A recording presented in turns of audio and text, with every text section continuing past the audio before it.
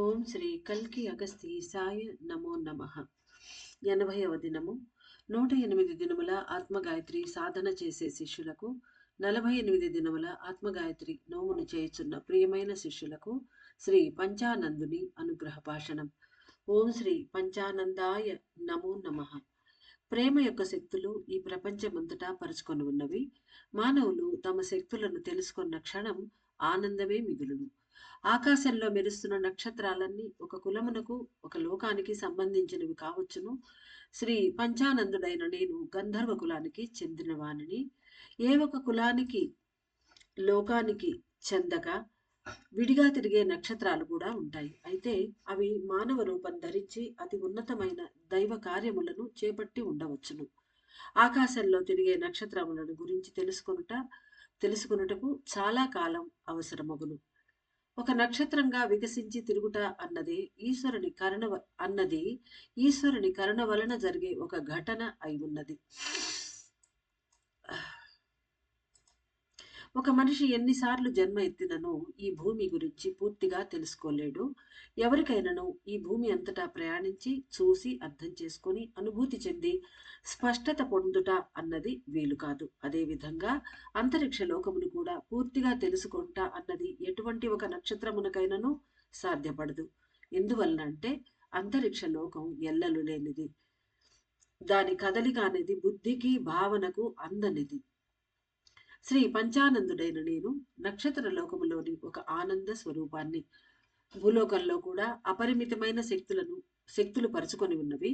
శక్తులను గ్రహించి స్వీకరించుటయే ఆనందం కాగలదు. ఇక్కడ ఆనందానికి డెఫినిషను అంటే మనకు తెలియని విధమైన మానవులకు అర్థం కాని ఒక కొత్త కోణంలో ఆనందానికి చెప్తున్నారు.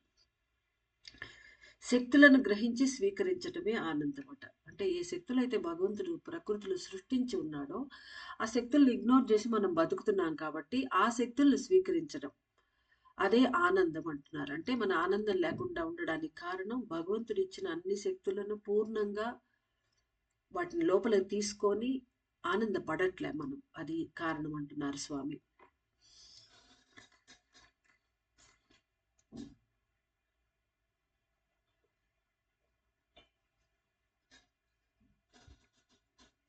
గంధర్వుడనైన నేను ఎచ్చటికైనా పయనించగల సమర్థతను కలిగి ఉన్నాను. నా పని అన్నదే కొత్త శక్తులను కనుగొని వాటిని ఆనందంగా స్వీకరించుటయే అయి ఉన్నది. నా కార్యకలాపాల కారణంగానే నాకు పంచానందుడు అని పేరు కలిగినది. పంచ అను పదము 5 అను సంఖ్యను సూచించుచున్నది. పంచ ఆనంద అనున్నది 5 విధములైన ఆనందములను తెలియజేయును. భూగ్రహంపై పంచభూత మూలకాలు గొప్ప కదలికలను స్వీకరించి ఉన్నవి. కావున ఉన్నతమైన ఇంధనములు అనున్నవి పంచభూత మూలకములే అయి ఉన్నవి. మానవ దేహం పంచేంద్రియములను కలిగి ఉంటుంది. పంచేంద్రియములు పంచభూతములను స్వీకరించే ఆనంద ఇంద్రియములు అయి ఉన్నవి. ప్రేమ నిండిన మానవులారా, శ్రీ పంచానందుడైన నేను ఈ సమయంలో యుగమార్పు పని కోసమై మానవుల శిరసులను స్పృశించి పనిచేస్తున్నాను అని భావించరాదు. ఎందువల్లంటే పంచభూత మూలకాల శక్తులను ఆనందంగా అనుభవించుటకే నేను పలు సమయాలలో అనేక మంది మానవుల శరీరంలో ప్రవేశించి ఉన్నాను. అంటే ఇప్పుడు మాత్రమే యుగ మార్పు కోసం మాత్రమే ఇప్పుడే వచ్చున్నాను మొదటిసారిగా అని అనుకోవద్దు అని చెప్తున్నారు. ఆయన ఉద్దేశం అది. అంటే ఎన్నోసార్లు ఈయన వాళ్ళు అనుభవించడానికి శరీరం కోసం మానవులను ఆవహిస్తారు. అనేక మంది మానవుల శరీరములలో ప్రవేశించి ఉన్నాను. ఆనందం అంటేనే ప్రకృతి సహజంగా లభించే పంచభూత మూలకాలను స్వీకరించుటయే అయి ఉన్నది. అందువలననే చాలా మంది గంధర్వులు అనేక సమయాలలో మానవుల దేహములతో కలిసిపోయి పనిచేస్తూ ఉంటారు. అద్భుతమైన సువాసన అందించే పువ్వులను కన్నులతో చూసి వాటి సుగంధమును తీసుకునే క్షణంలో 2 ఇంద్రియాలు పూర్తిగా వికసించును. అంటే మనం పువ్వులను అందంగా విరబూచిన పువ్వులను చూసినప్పుడు కళ్ళు విప్పార్చుకొని చూస్తాం. అబ్బా ఎంత బాగుంది అని. అలా చూడటం అన్నప్పుడు కళ్ళు చూసి చూడనట్టు వెళ్ళిపోయినప్పుడు కాదు, బాగా చూసినప్పుడు ఆ కళ్ళు అనే ఇంద్రియము పూర్తిగా దాని ఫుల్ ఎక్స్పాండ్ అవుతుంది ఫుల్గా. వాటి సుగంధము తీసుకునే క్షణంలో అంటే ముక్కు నాసాపుటాలు 2 బాగా పనిచేస్తాయి. పూర్తిగా వాసన పీల్చుకున్నప్పుడు. కాబట్టి 2 ఇంద్రియాలు ఆ సమయంలో పనిచేస్తాయి. మానవులు తమ ప్రతి ఒక్క ఇంద్రియమును సంపూర్ణంగా విస్తరింపచేసి ఉపయోగించుకొనుట లేదు. అంటే మన స్పర్శ, రస, రూప, అన్నీ 5 ఉన్నాయి కదా! మన జ్ఞానేంద్రియాలు. ఆ అనుభూతులనిస్తాయి. బయట ఇంద్రియాలు కళ్ళు, ముక్కు, చెవి, చర్మము ఇత్యాదులు. ఆ 5 తోటి యూజ్ చేసుకోవాలి. అలా చేసుకోవట్లేదు అంటున్నారు పంచానందుల వారు. చాలా కొద్ది మంది మాత్రమే ఆ విధంగా పూర్తిగా విస్తరింపజేసుకున్నట్టుగా కనిపిస్తారు. చాలా కొద్ది మంది మాత్రమే ఆ విధంగా పూర్తిగా చేసుకున్నట్లుగా కనిపిస్తున్నారు. దానికి మూల కారణం తమ లోపల గంధర్వుల కలయిక అని తెలుసుకోవాలి. అంటే కలయిక అంటే ఇక్కడ ఏంటంటే గంధర్వులు వచ్చి కలుస్తున్నందువల్ల అలా అయిపోతున్నదని కాదు. వాళ్ళ కలయికలో రేషియో కలుస్తున్నారా లేదా అనేది. వాళ్ళు కలిస్తే మనం పూర్తిగా ఎంజాయ్ చేయగలం. ఎందుకంటే ఆ శక్తి వాళ్ళది లోపల. అంటే మనం ఒక పువ్వును సువాసన చూడాలన్నా కూడా మనకు ఒక దైవ శక్తి అక్కడ రెడీగా ఉన్నది అన్నమాట. దానికి మూల కారణం తమ లోపల గంధర్వుల కలయిక అని తెలుసుకోవాలి. శ్రీ పంచానందుడైన నేను ఈ సమయంలో శ్రీచక్ర ధ్యాన సాధన చేస్తున్న అందరిలో నా ఆత్మశక్తులను కలిపివేస్తాను. ఎందుకంటే భగవంతుని సృష్టిని రసించి అనుభూతి చెందినప్పుడు మాత్రమే మీ ఆత్మ పూర్తి అనుభవ శక్తులను పొందగలదు. ఇక్కడ ఈ ఆత్మ విడుదల కోసము బ్యాక్గ్రౌండ్ తయారు చేస్తున్నారు. ప్రతి ఒక్క శక్తి వెలిగి వచ్చి నక్షత్ర శక్తి అయినా, మన లోపల శక్తులైనా, మన ప్రాణశక్తి సంక్షేపణ అది ఎలాగో జరుగుతూ ఉన్నది. వాటికి సహాయం చేస్తున్నారు. ఆత్మ విస్తరణ, విడుదల ఈ రెండిటి కోసమే బ్యాక్గ్రౌండ్ వీళ్ళు అరేంజ్ చేస్తూ ఉన్నారు. మనం ప్రతి ఒక్కటి అందులో ఈ అనుభూతి చెందడం అనేది కూడా ఒక ఇంపార్టెంట్ విషయం. అంటే పంచభూతాలను మనం సరిగా లోపల తీసుకొని ఎంజాయ్ చేయట్లేదు.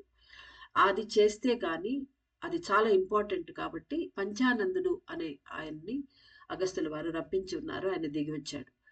ఆయన ఏం చేస్తాడో చూద్దాం.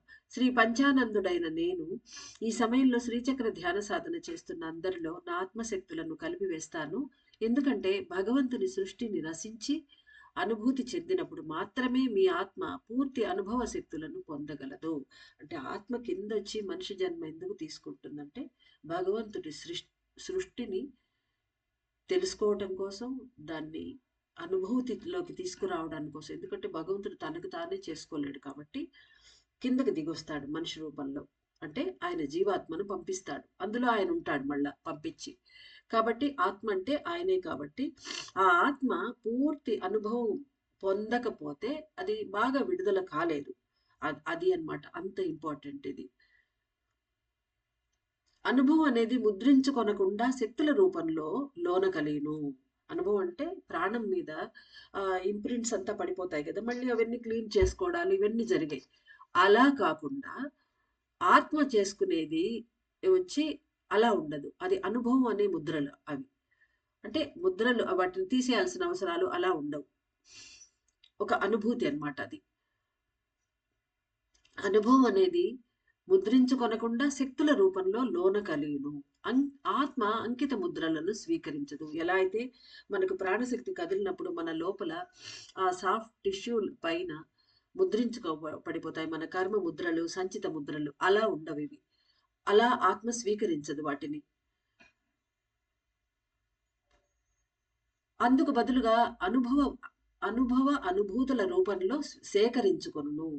వాటిని అంటే ఎక్స్పీరియన్స్ చేస్తూ వాటిని అనుభూతుల రూపంలో అది లోపల తను సేవ్ చేసి పెట్టుకుంటుంది సేకరించుకొని.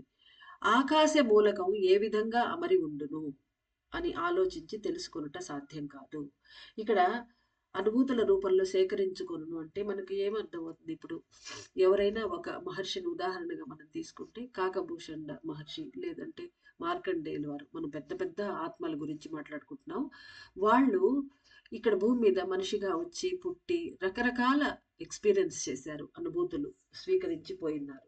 అంటే కర్మ అంటుకొని కర్మలు కూడా తీర్చుకున్నారు వాళ్ళు. ఆ తర్వాత అవన్నీ తీరిపోయాక, ఆత్మ విడుదలయ్యాక, ఈ వాళ్ళ ఆత్మ ఏదైతే ఉందో, ఆ అనుభవాలన్నిటిని పదిలపరుచుకొని వెళ్ళిపోయున్నది. అందువల్లనే వాళ్ళు ప్రతి యుగంలో వచ్చి జ్ఞానాన్నిస్తున్నారు. అంటే ఇప్పుడు మనకు అర్థం కావాలి.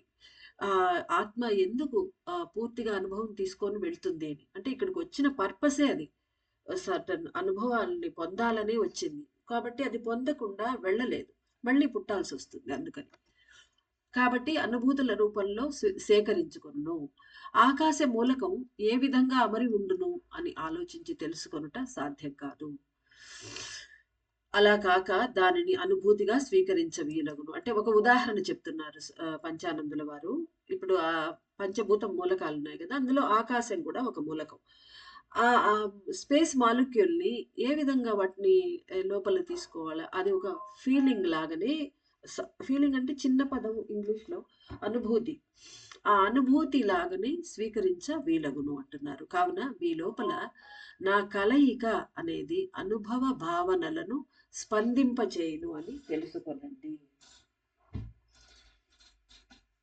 అంటే పంచానందుల వారు మన లోపల కలిసినప్పుడు అది ఎలా తెలుస్తుంది మనకంటే అనుభవం కలుగుతుంది మనకు. ఆ అనుభవం ఎలా ఆ ఎక్స్‌పీరియన్స్ ఎలా ఉంటుందంటే భావనలను స్పందింపజేయును. అంటే ఇక్కడ వైబ్రేషన్ లాగా అని కాదు. మన లోపల ఒక స్పందన కలగజేస్తుంది.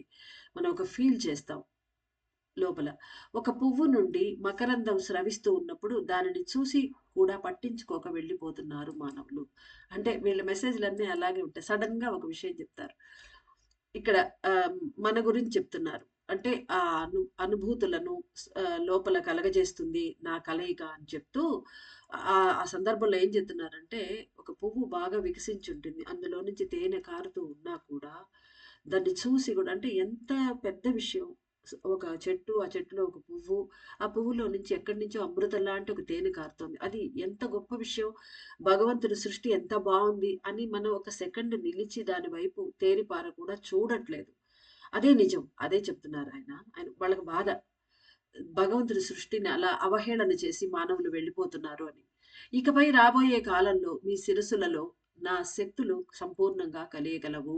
అందువలన ప్రతి ఒక్క పంచభూత మూలకాలను భావనలతో తీసుకొని రసించి ఆ అనుభూతులను మీ ఆత్మలో ముద్రల వలె స్వీకరించే ఒక స్థితి ఏర్పడును. అలాంటి ఒకానొక స్థితి మనకు ఏర్పడబోతోంది. ఎందుకంటే స్వామి ఫుల్లుగా తన శక్తులతో లోపల కలయిపోతున్నారు. అప్పుడు మనం ఆ రసానుభూతి ఏదైతే ఉందో ఆ రసించే ఆ స్థితి ఏర్పడుతుంది. ఆత్మలో ముద్రల వల్లే అంటే అనుభవ ముద్రలు అంతే. నిజమైన ఇంప్రింట్స్ కాదు. మానవులకు పంచ ఆనందములను అనుగ్రహించవలెను అని ఈశ్వరుడు నన్ను ఆజ్ఞాపించి ఉన్నాడు. అంటే 5 విధములైన ఆనందాలు ప్రకృతిలో ఉన్నవట. వాటిని అనుభవింపచేయి వాళ్ళ చేత అని ఈశ్వరుడు ఆజ్ఞాపించి ఉన్నారు. శ్రీ అగస్త్య మహర్షుల వారు ఎన్నిక చేసుకున్న ఉన్నత మానవ ఆత్మలను ఆక్రమించుకొని ప్రకృతిలోని పంచభూత మూలకాలను వారు తెలుసుకొని స్వీకరించే అనుభవ ముద్రలను వారి ఆత్మలో కలిపివేస్తాను. ఈయన మొదట ఆత్మలను పొసెస్ చేసుకుంటాడు. ఆక్రమించుకొని లోపలికి వస్తారు. వచ్చి ప్రకృతిలో ఉండే పంచభూత మూలకాలను వాళ్ళ ఇంద్రియాల ద్వారా తెలుసుకొని, గమనించుకొని, గ్రహించి, స్వీకరించేటప్పుడు ఆ అనుభవ ముద్రలు ఏవైతే వస్తాయో వాటిని వారి ఆత్మలో ఈయన లోపల నుంచి ఆత్మలో కలిపేస్తాడు. ఎందుకంటే సత్యయుగ బీజములుగా ఏర్పడి ఉన్న ఆత్మలందరూ తమ ఆత్మలో అత్యంత ఉన్నతమైన భావనల అనుభూతులను పొంది ఉండవలెను. ఇది ఒక స్పెషల్ క్లాజ్ గా చెప్తున్నారు ఆయన. అంటే సత్యయుగ బీజాలుగా ఉండేవాళ్ళు అన్ని అనుభూతులను వాళ్ళ జీవితంలో ఎన్ని మాక్సిమం దొరుకుతాయో వాటన్నిటిని అనుభూతి పొంది ఉండాలి. సతయుగ బీజాలుగా లోపలే వచ్చే వాళ్ళందరూ అని. అనగా ఒక ఆత్మ పూర్తిగా వికసించి ఉండాలి అని దాని అర్థం. ప్రతి ఒక్క సత్యయుగ బీజము యొక్క ఆత్మ కాంతితో ప్రకాశించవలెను. అంటే పూర్తిగా వికసించి విస్తరించి ఉంటేనే కదా అది ఆత్మకాంతి బయటికి వస్తుంది. ఆ ప్రకాశం అన్నది అది. ఒక ఆత్మ కణము అనే పాదరస కణం తన సంపూర్ణ కాంతిని వ్యక్తపరచాలి. అంటే పైన చెప్పారు కదా ఆత్మ పూర్తిగా కాంతితో ప్రకాశించాలని.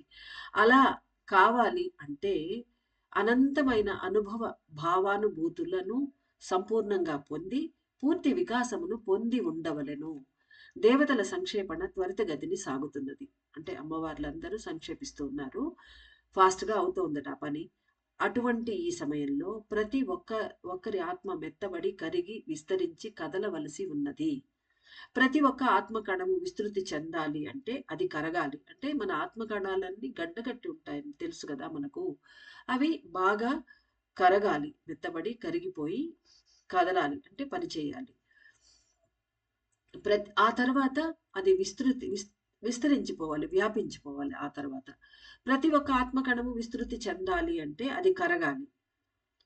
ప్రతి ఒక్క కణం కరిగితే మన ఆత్మ మొత్తం కరుగుతుంది అని అర్థం. అప్పుడు అది ప్రకాశిస్తుంది. కరిగి కలిసిపోవాలి అంటే పంచభూత మూలకాలలోని స్వచ్ఛమైన శక్తులను ప్రత్యేక అణువు పొంది ఉండాలి. అంటే ప్రతి ఒక్క అణువు పొంది ఉండాలి. పంచభూతాల్లోని మూలకాలను ఉండే స్వచ్ఛమైన శక్తులను పొంది ఉండాలి.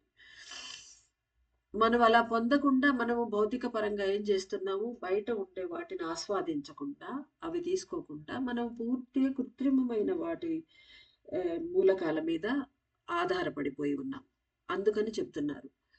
ప్రతి ఒక్క అణువు పంచభూత మూలకాలలోని స్వచ్ఛమైన శక్తులను పొందితే ప్రతి ఒక్క ఆత్మకణం విస్తృతి చెంది కరుగుతుందన్నమాట. ఆ తర్వాత కలుస్తుంది. కావున నేను మీ శిరస్సులో కరుగుతూ ఉన్న ప్రతి ఒక్క ఆత్మ గర్భస్థ బీజము అనే పాదరస కణంతో కలిసిపోయి వాటికి అనంత అనుభవ స్థితిని అనుగ్రహిస్తాను. అంటే మన శిరస్సులో కరుగుతూ ఆల్రెడీ కలిసిపోయి ఉన్నవి అవన్నీ ఉన్నాయి కదా, ఆ ఆత్మ గర్భస్థ బీజములు అయిపోయినాయి, అన్ని కరిగిపోయి ఉన్నాయి. ఆ ఆత్మ గర్భస్థ బీజము అనే పాదరస కణాల్లో కలిసిపోతాడు. 66 కణాలు వెలికి వచ్చి కరిగాయి కదా ఆత్మ గర్భస్థ బీజాలు. వాటికి అనంత అనుభవ స్థితిని అనుగ్రహిస్తాను. ఇంతవరకు మనం ఆ కణాలకు మనం ఇవ్వలేదు, ఆత్మ కణాలకు ఆ అనుభవాన్ని. కాబట్టి ఇప్పుడు పంచానందులు వారు వచ్చి ఇక మీట మనలో కలిసిపోయి ఆయన ఆ అనుభవాన్ని ఆ కణాలకు అందిస్తాను అంటున్నారు. మీ శిరస్సులో పంచేంద్రియములు విస్తరించి పనిచేయుటను, ప్రకృతి అయిన పంచభూత మూలకాలను మనసారా స్వీకరిస్తూ ఉండుటను గ్రహించండి. అంటే కలిశాక ఇప్పుడు సంక్షేపణ చెందే పంచేంద్రియములు భౌతికపరమైన కోరికలకు సంబంధించినవి అనియు, విస్తృతి చెందే పంచేంద్రియములన్నయు ఆంతరిక కదలిక అయిన ఆత్మ కదలికలకు సంబంధించినవనియు తెలుసుకోవాలి. అది బాగా ఎక్స్ప్లెయిన్ చేశారు స్వామి. ఎందుకంటే మనకు డౌట్ రావాలి, అందరికీ వస్తుంది అనుకోండి. ఏంటి ఇంద్రియాలన్నిటినీ ఒదిగిపోవాలి. మనసు వెళ్ళి బుద్ధిలో, బుద్ధి వెళ్ళి మనసులో, మనసు ప్రాణంలో, ఇలా చెప్పారు కదా మొదట్లో మనకు. అప్పుడు పంచేంద్రియాలు మళ్ళీ విస్తరించి అనుభవాలను తీసుకోవడం మళ్ళీ మొదలు పెడితే ఎలాగా అని మనకు డౌట్ రావాలి. దానికి చెప్తున్నారు ఆయన, భౌతిక పరమైన కోరికలకు సంబంధించిన ఆ ఇంద్రియ శక్తులు అవి లోపలికి వెళ్ళిపోతాయి అన్నమాట, సంక్షేపణ చెందుతాయి. అంటే ఇప్పుడు సంక్షేపణ చెందేవి ఆ ఇంద్రియాలు. అంటే పార్ట్ 1 అనుకోండి, పార్ట్ 2 లోపల ఉంది. అవి విస్తృతి అంటే పంచ ఇంద్రియములు, పంచ జ్ఞానేంద్రియాలు కూడా ఉన్నాయి కదా, వాటి గురించి మాట్లాడుతున్నారు ఆయన. విస్తృతి చెందే పంచేంద్రియములన్నీ ఆంతరిక కదలిక అయిన ఆత్మ కదలికలకు సంబంధించినవి అనియు తెలుసుకోవాలి. క్లారిటీ ఇచ్చారు. భౌతిక ఇంద్రియములన్నీ సంక్షేపించి అంతరింద్రియములన్నీ జాగృతి చెందుటకు నేను సహాయం చేస్తాను.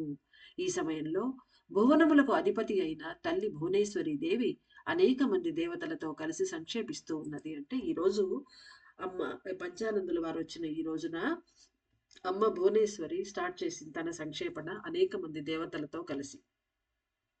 ఒక్కొక్కళ్ళుగా వాళ్ళందరూ ఈరోజు సంక్షేపిస్తారు. అందువలన మీ భౌతిక ఇంద్రియములన్నీ తమంత తామే ఒదిగిపోవును. అది భువనేశ్వరి దేవే 14 భువనాలకు అధిపతి అమ్మ. ఆమె సంక్షేపణ చెందుతుంటే ఇంకా భౌతికంగా ఉండే మన ఇంద్రియాలన్నీ ఆటోమేటిక్గా లోపలికి వెళ్ళిపోతాయి. ఆమె లాక్కెళ్ళిపోతుంది. దానికి బదులుగా పంచనాయకుడైన పరమేశ్వరుడు విస్తరిస్తూ ఉన్నందున, అంటే స్వామి విస్తరిస్తున్నాడు,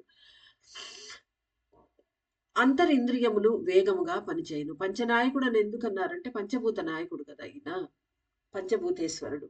కాబట్టి పంచనాయకుడైన పరమేశ్వరుడు విస్తరిస్తూ ఉన్నందున అంతరింద్రియములు వేగముగా పనిచేయను. అమ్మ భువనేశ్వరి లోపలికి సంక్షేపణ చెందితే వెలుపలి పంచేంద్రియాలు సంక్షేపణ చెందుతాయి ఆటోమేటిక్గా. ఆ తర్వాత లోపల ఇంద్రియాలు ఎందుకు విస్తరిస్తాయి అంటే పంచనాయకుడైన పరమేశ్వరుడు విస్తరిస్తూ ఉన్నారు. ఒక్కొక్క శివాంశ బయటకు వచ్చిన్నది. అది ఇంకా విస్తరణ పూర్తి కాలేదు. అవుతూ ఉన్నది అవి ప్రాసెస్. కాబట్టి దాంతో పాటుగా మన అంతరింద్రియాలు కూడా వేగంగా పనిచేయును.